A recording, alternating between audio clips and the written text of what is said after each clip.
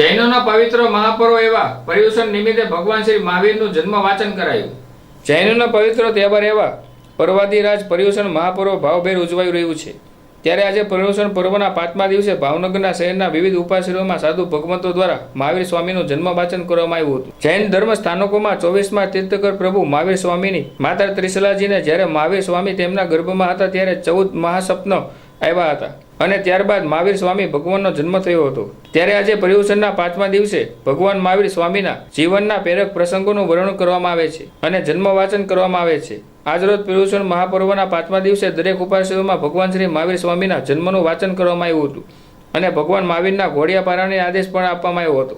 આ પ્રસંગે જૈન દેરાસરોમાં ભગવાનની પ્રતિમાને વિશેષ આંગી કરવામાં આવી હતી। જૈન શાસનમાં પરમ શ્રદ્ધેય ગ્રંથનું નામ હોય તો તે કલ્પસૂત્ર ગ્રંથ છે। કલ્પવૃક્ષની નીચે બેસીને જે સંકલ્પ કરીએ તે પૂર્ણ થાય છે, તેમ કલ્પસૂત્રો સાંભળતા સાંભળતા સર્વ સંકલ્પ પૂર્ણ થતા હોય છે। જૈનોના આ ગ્રંથ કલ્પસૂત્રોમાં અનેક મહાપુરુષોના ચરિત્રોની વાત કરવામાં આવે છે। 24મા તીર્થકર એવા મહાવીર સ્વામીના જન્મ વિશે પણ માહિતી આ કલ્પસૂત્રમાં હોય છે। આ અવસરે જૈન સમાજના સાધુ ભગવંતો દ્વારા શ્રાવક શ્રાવિકાઓને કલ્પસૂત્રનું શ્રવણ કરવામાં આવ્યું હતું। આ અવસરે બહોળી સંખ્યામાં જૈન સમાજના લોકો ઉપસ્થિત રહ્યા હતા।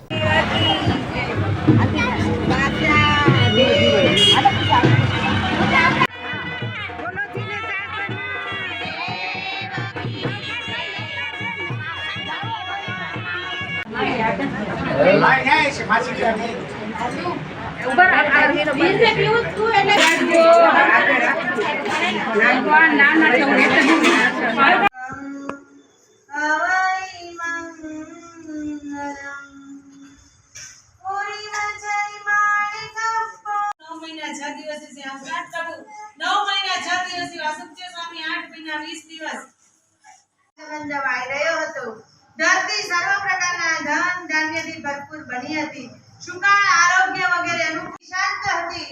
પ્રકાશ હોવાથી અંધકાર ન હતો। ચંદ્રની ચાંદની ફેલાયેલી હતી। દિશાઓ નિર્મળ હતી। પછી પ્રભુ મહાવીર સ્વામી ભગવાન જન્મ સમયે ગ્રહ ઉચ્ચ સ્થાનમાં હતા। વળી ત્યારે ચંદ્રમાનો ઉત્તમ